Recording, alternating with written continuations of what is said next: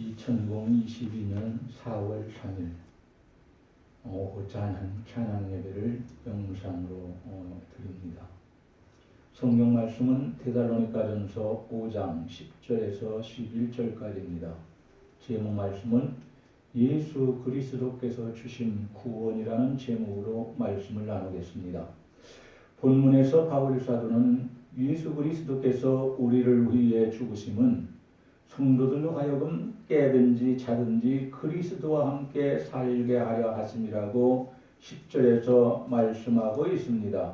그러니 그리스도의 십자가를 통하여 구원받은 우리는 어떻게 살아야 하는가? 그것은 성도들이 서로가 권면을 하고 덕을 세우며 살아야 한다고 권면하고 있습니다. 데살로니가전서 4장 13절부터 예수 그리스도의 재림과 성도의 죽음에 관하여 계속 말씀해온 바울 사도는 이 데살로니가전서 5장에 들어와서는 처음부터 구원받은 성도가 주께서 재림하실 날을 준비하라고 말씀해주고 있습니다. 그리고 본문에서는 예수 그리스도께서 재림하심이 구원받은 성도에게 오히려 축복임을 말하면서 성도가 더불어서 피차의 덕을 세우고 권면해야 할 것을 말씀해주고 있습니다. 그리고 본문에서는 하나님께서 베푸시는 구원에 대한 통로, 목적 등이 잘 나타나고 있습니다. 이제 본문 말씀을 성령의 인도하심과 깨우쳐 주심으로 함께 나눌 때에 우리 모두에게 놀라운 은혜로 채워주시기를 간절히 축복합니다. 첫째, 하나님께서는 우리를 목적을 따라서 부르셨습니다. 하나님께서는 우리를 목적을 따라서 부르셨습니다.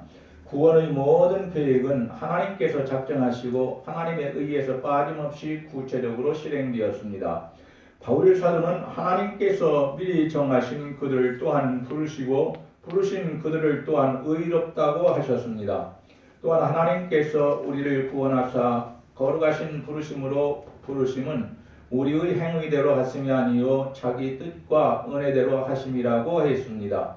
이와 같이 우리의 구원은 오직 하나님의 뜻과 목적에 따라 이루어진 것임을 우리는 잘 알아야 합니다. 우리의 구원의 근원이 하나님이심을 알라는 말씀입니다. 성경은 우리의 행위로 구원받는다고 말씀하시지 않습니다.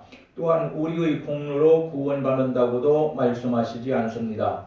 하나님께서는 이미 창세전에 그의 선하신 뜻에 따라 우리를 선택하시고 구원을 예정하셨으며 정하신 때에 부르신 것입니다. 우리는 우리를 지극히 사랑하셔서 예정하시고 구원해 주신 하나님의 뜻을 따라 그리스도께서 재림하실 때를 준비하여 항상 깨어 기도하고 교회를 위해서 하나님을 위해서 충성하다가 꼭 천국에 들어가 영원히 하나님과 함께 살기를 주의 이름으로 간절히 축복합니다. 둘째, 하나님께서 우리를 부르신 목적은 진노가 아니라 구원을 위해서입니다. 성도들도 예수 그리스도를 믿기 전에는 모두가 진노의 자녀였습니다. 에베소서 2장 3절에서 말합니다. 그리고 멸망의 자녀였습니다. 그래서 영원히 죽을 수밖에 없었고 희망이라고는 하나도 없는 비참한 사람이었습니다.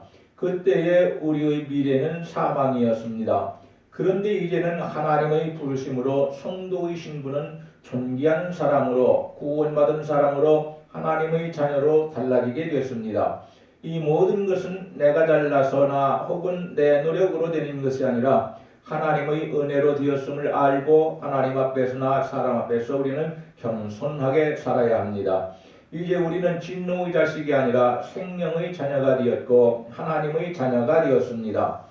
예수 그리스도는 우리에게 사망에서 생명으로 옮겨졌다고 말씀해 주십니다.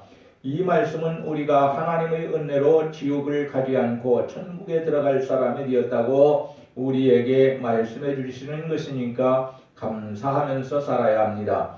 하나님께서는 우리를 부르심은 생명을 얻게 하려는 것이라고 말씀하셨습니다. 성도들은 진노의 자녀와는 다르게 본질적으로 다른 삶을 살아야 합니다. 또한 그 은총을 받았음을 알아야 합니다.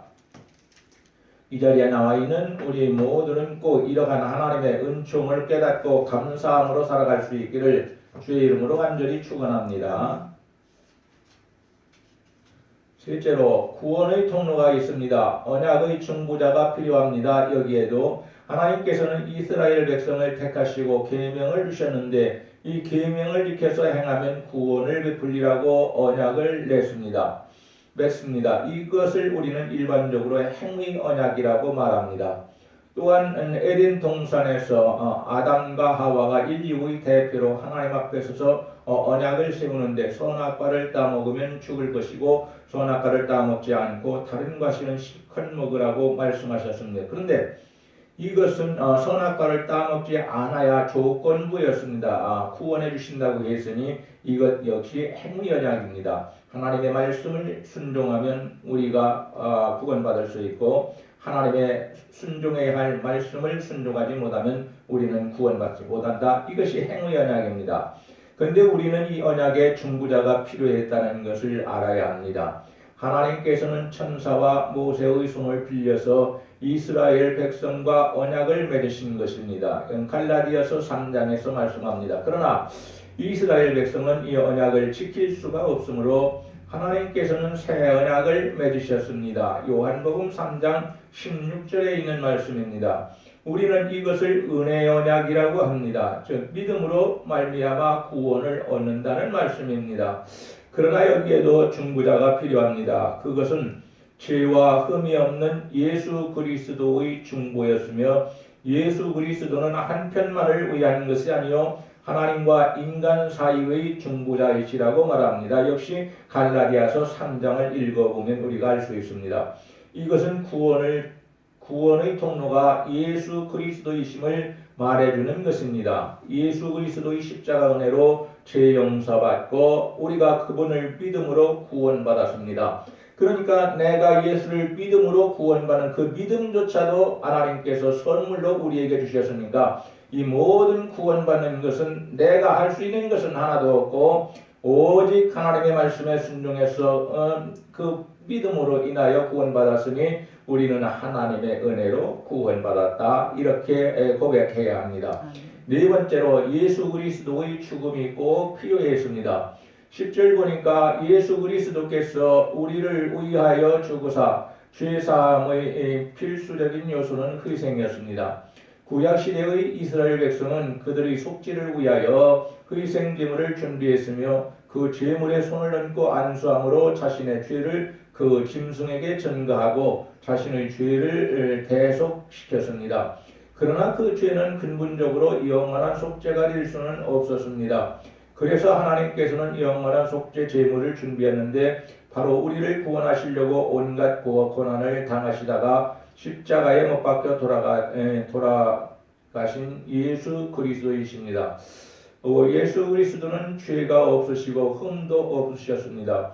그리스도께서는 많은 사람의 죄를 담당하시기 위해서 단번에 자기를 하나님께 드렸습니다. 그것이 십자가의 죽으심입니다. 이러므로 우리는 예수 그리스도를 믿기만 하면 구원을 얻게 됩니다.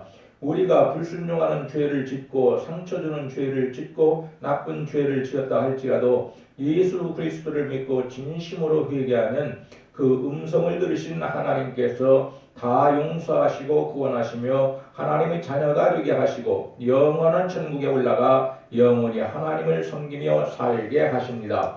마지막 다섯 번째로 구원의 목적이 있습니다. 아버지 하나님께서 예수 그리스도를 세상에 보내시어서 인간을 구원하신 목적에는 우리로 하여금 자든지 깨든지 그리스도와 살게 하시기 위함이라고 10절에서 말씀했습니다. 한편 로마서 14장 8절에서도 이와 비슷하면서도 약간은 변형된 표현이 나옵니다. 우리가 살아도 주를 위해서 살고 죽어도 주를 위해 죽나니 그러므로 사나 죽으나 우리가 주의 것이로라. 즉 하나님께서 우리를 구원하신 목적은 영원한 생명을 얻게 하심과 동시에 이 땅에서 사는 동안은 그리스도를 위해 살게 하심이라고 말씀하십니다. 구원받은 이후에 우리의 생명의 주인은 예수 그리스도로 바뀌었습니다. 그리스도께서는 자기의 몸을 속전으로 지불하시고 우리를 사셨습니다. 이것이 베드로전서 1장 18절 이하에 나옵니다. 그러므로 우리가 그 일부라도 은혜에 갚고 싶은 마음이 있다면 우리는 남은 생애와 재능과 시간을 하나님께 바쳐서 주님이 원하시는 일이 무엇인지를 알고 주님께서 원하시는 그 일을 감당할 줄 알아야 합니다. 복음을 전파해야 하며 이웃을 사랑하고 구원받은 우리는 그렇습니다. 복음을 전파해야 또 다른 사람들이 구원받습니다. 이웃을 사랑하고 섬기면서 살아야 합니다. 나를 섬기라고 교만하게 말하지 말고 겸손해져서 이웃을 사랑으로 섬기는 겁니다. 어떤 일을 하든지 하나님의 영광을 먼저 생각해야 합니다. 우리들은 필차가 권면해야 합니다. 권면이라는 말은 많은 뜻이 있습니다. 그런데 그 중에 한 가지가 용기를 북돋아주다, 또 한 가지는 위로하다, 또 한 가지는 서로가 돕는다, 이런 말입니다. 그러니까 권면을 통해서 서로가 도움으로 용기를 가지고 서로가 위로하면서 하나님의 일을 감당하는 것을 말합니다. 바울 사도는 여기서 데살로니가 교인들은 그리스도의 은혜를 입어 영원히 그리스도와 함께 살지만 그렇다고 해서 무사 안일주의에 빠져서 살지 말고 서로의 성장을 위해 부단히 노력하는 것이라고 말합니다. 이것은 우리 모든 성도들에게 하시는 말씀으로 남의 얘기를 듣는 것처럼 하지 말고 나에게 주시는 하나님의 말씀으로 받아야 합니다. 말씀을 맺어야 되겠습니다. 우리가 받은 구원은 그리스도께서 우리 대신 십자가를 지시고 못 박혀 죽으시는 희생이 있었기 때문입니다. 우리는 그리스도를 믿고 구원받아 하나님의 자녀가 되었고 천국에 들어갈 하나님의 백성이 되었습니다. 세상에서 사는 동안 각 사람에게 주신 사명이 있습니다. 구원받은 은혜를 생각하며 감사한 마음으로 사명을 잘 감당할 수 있기를 축복합니다. 기도하시겠습니다. 하나님 감사합니다. 하나님께서 저희들에게 은혜를 베풀어 주셔서 예수 그리스도를 나의 구주로 믿기만 하면 우리가 죄 용서받고 하나님 안에서 우리가 주의 이름으로 구원받을 수 있도록 축복을 해주셨으니 진심으로 감사합니다. 이제는 우리 생애의 주인이 그리고 우리 생명의 주인이 예수 그리스도라는 것을 알고 예수 그리스도께서 말씀하시는 대로 순종하고 복종하며 살아갈 수 있는 복 있는 사람이 되게 하시기를 원하옵고 간절히 기도합니다. 이 시간 아버지 하나님 찬양 예배를 영상 예배로 아버지 잠깐 더 드리기로 했습니다. 하나님 부족한 종의 건강을 빨리 아버지 하나님 완전히 치료하여 주시고 아버지 하나님께도 고쳐 주시어서 영상 예배가 아닌 정상적인 대면 예배를 드릴 수 있도록 하나님 은혜를 베풀어 주시기를 원하고 간절히 기도합니다. 하나님을 사랑하고 교회를 사랑하며 아버지 목사를 사랑하며 서로가 사랑하는 주의 성도들을 꼭 기억하여 주시기를 원합니다. 이 성도들이 하는 모든 일들이 형통하게 만들어 주시며 하나님의 은혜와 축복을 받으며 점점 더 하나님께로 가까이 나아갈 수 있는 귀한 성도들 되게 하여 주시고 아픈 성도들 특별히 기억하여 주셔서 이 자녀들을 다 고쳐주심으로 새로워지게 하시고 변화받게 하시고 힘을 얻고 용기를 얻어 주의 주신 사명을 잘 감당하도록 아버지께서 역사하여 주시옵소서. 우리 구주 예수님의 이름으로 기도하옵나이다. 아멘. 이제는 우리 구주 예수 그리스도의 은혜와 하나님 아버지의 무한하신 사랑하심과 성령님의 감화 감동하심과 의로 인도하시며 충만케 하여 주시며 복을 받게 하시며 하나님 안에서 살게 하시는 능력을 주시는 성령님의 귀하신 은총이 오늘 이 자리에 모여 하나님께 예배하는 귀한 자녀들과 그 가정들과 앞으로의 모든 삶과 그리고 우리 교회에 속한 모든 권속들과 우리 교회를 아버지 물질로 도와주고 있는 많은 자녀들 위에 하나님께서 의 자녀들 위에 함께하여 주옵소서. 예수님의 이름으로 축복하옵나이다. 아멘.